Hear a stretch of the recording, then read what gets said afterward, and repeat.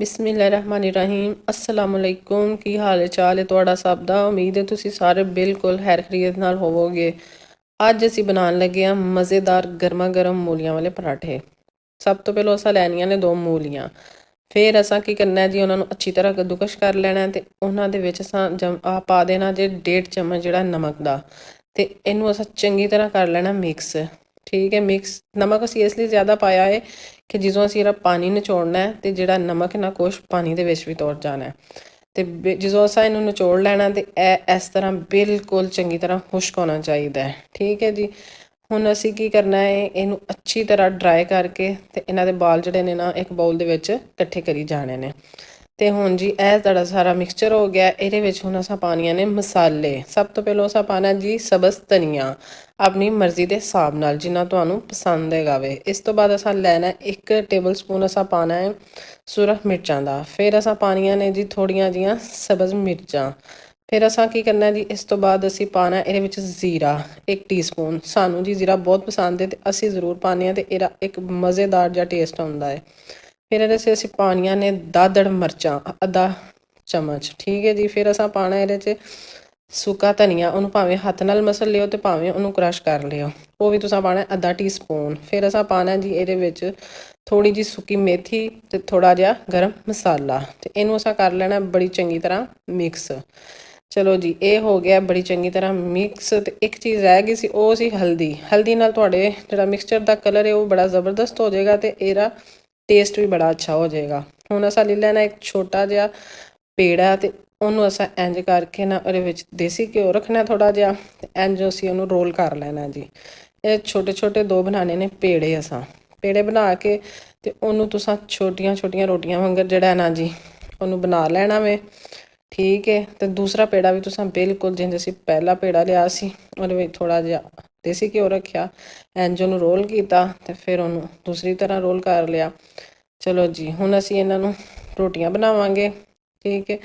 ਰੋਟੀਆਂ ਬਣਾਉਂਦਿਆਂ ਬਣਾਉਂਦਿਆਂ ਅੱਜ ਅਸੀਂ ਤੁਹਾਡੇ ਨਾਲ ਥੋੜ੍ਹੀਆਂ ਜਿਹੀਆਂ ਗੱਲਾਂ ਵੀ ਕਰਾਂਗੇ ਜੀ। ਇਹ ਹੁੰਦਾ ਹੈ ਕਿ ਰੋਟੀਆਂ ਬਣਾਉਣਾ ਤਾਂ ਬੜਾ ਆਸਾਨ ਲੱਗਦਾ ਹੈ, ਲੇਕਿਨ ਜਦੋਂ ਅਸੀਂ ਵੀ ਜਵਾਨ ਸਾਂ ਨਾ ਸਾਨੂੰ ਵੀ ਇਹ ਕੰਮ ਜੀ ਬੜਾ ਹੀ ਬੁਰਾ ਲੱਗਦਾ ਹੁੰਦਾ ਸੀ।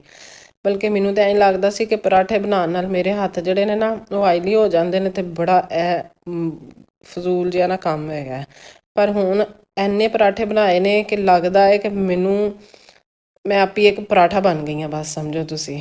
ਤੇ ਜਿਹੜਾ ਨਾ ਬਸ ਤੁਸੀਂ ਹੁਣ ਕੁਛ ਨਾ ਪੁੱਛੋ, ਪਰਾਠੇ ਬਣਾ ਬਣਾ ਕੇ ਕੀ ਹਾਲ ਹੋ ਗਿਆ ਸਾਡਾ। ਹੁਣ ਇੰਝ ਤੁਸੀਂ ਵੀ ਇਹਦੇ ਉੱਤੇ ਮਿਕਸਚਰ ਰੱਖਣਾ, ਥੋੜ੍ਹਾ ਜਿਹਾ ਦੇਸੀ ਘਿਓ ਜਾਂ ਮੱਖਣ ਜਿਹੜਾ ਤੁਹਾਡੇ ਕੋਲ ਹੋਏਗਾ ਉਹ ਪੇੜੇ ਦੇ ਵਿੱਚ ਰੱਖ ਲੈਣਾ ਜੇ, ਤੇ ਇੰਝ ਹੀ ਉੱਤੇ ਦੂਸਰੀ ਰੋਟੀ ਰੱਖ ਕੇ ਤੁਸੀਂ ਚੰਗੀ ਤਰ੍ਹਾਂ ਇਹਨੂੰ ਦਬਾ ਲੈਣਾ ਤਾਂ ਕਿ ਜਿਹੜਾ ਤੁਹਾਡੀ ਰੋਟੀ ਨਾ ਵੇਲਦਿਆਂ ਹੋਇਆ ਖੁੱਲ੍ਹ ਨਾ ਜਾਏ। ਹੁਣ ਤੁਸੀਂ ਇਹਨੂੰ ਥੋੜ੍ਹਾ ਜਿਹਾ ਖੁਸ਼ਕ ਆਟਾ ਲਾਉਣਾ ਦੋਵਾਂ ਸਾਈਡਾਂ 'ਤੇ, ਚੰਗੀ ਤਰ੍ਹਾਂ ਇਹਨੂੰ ਤੁਸੀਂ ਵੇਲ ਲੈਣਾ ਵੇ।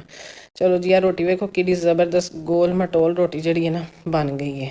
ਤੇ ਬਸ ਇਹ ਤਾਂ ਹੁਣ ਲੱਗਦਾ ਜੀ ਮੁਸ਼ਕਿਲ ਕੰਮ ਹੀ ਕੋਈ ਨਹੀਂ, ਤੇ ਨਾ ਹੁਣ ਸਾਨੂੰ ਲੱਗਦਾ ਕਿ ਸਾਡੇ ਹੱਥ ਜਿਹੜੇ ਆਇਲੀ ਨੇ ਕਿ ਖੁਸ਼ਕ ਨੇ।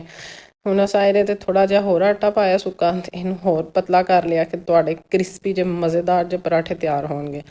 ਦੂਸਰੀ ਤਰਫ ਅਸਾਂ ਕੀ ਕੀਤਾ ਜੀ, ਤਵਾ ਥੋੜ੍ਹਾ ਜਿਹਾ ਕੀਤਾ ਗਰਮ ਅਤੇ ਉਹਨੂੰ ਥੋੜ੍ਹਾ ਜਿਹਾ ਕੀਤਾ ਗਰੀਸ ਲਾ ਕੇ, ਮਤਲਬ ਗਰੀਸ ਹੀ ਕੀਤਾ ਕਿ ਆਇਲ ਜਾਂ ਦੇਸੀ ਘਿਓ ਜਿਹਦੇ ਨਾਲ ਤੁਸੀਂ ਪਰਾਠੇ ਬਣਾਉਣੇ ਨੇ ਉਹ ਤੁਸੀਂ ਲਾ ਲਿਆ ਤਵੇ 'ਤੇ। ਠੀਕ ਹੈ ਜੀ। ਹੁਣ ਤੁਸੀਂ ਉੱਤੇ ਪਾ ਦਿੱਤੀ ਰੋਟੀ, ਪਾ ਦਿੱਤੀ ਜੇ। ਹੁਣ ਵੇਖੋ ਜੀ, ਇਹ ਇੱਕ ਸਾਈਡ ਤੋਂ ਪੱਕ ਗਈ ਥੋੜ੍ਹੀ ਥੋੜ੍ਹੀ, ਅਤੇ ਹੁਣ ਸਾਰੀ ਕੀਤੀ ਸਾਈਡ ਚੇਂਜ। ਅਤੇ ਹੁਣ ਜਿੰਨਾ ਤੁਹਾਡਾ ਦਿਲ ਕਰਦਾ ਰੱਜ ਕੇ ਭਾਵੇਂ ਥੋੜ੍ਹਾ ਜਿਹਾ ਡਾਈਟਿੰਗ ਵਾਸਤੇ ਦੇਸੀ ਘਿਓ ਲਾਓ ਇਹਦੇ ਉੱਤੇ ਅਤੇ ਇਹਦੀ ਸਾਈਡ ਚੇਂਜ ਕਰ ਦਿਓ। ਹੁਣ ਇਹਨੂੰ ਜ਼ੋਰ ਦੀ ਘੁੱਟੋ, ਤੋਂ ਚੰਗੀ ਤਰ੍ਹਾਂ ਇਹਨੂੰ ਘੁੱਟੋ।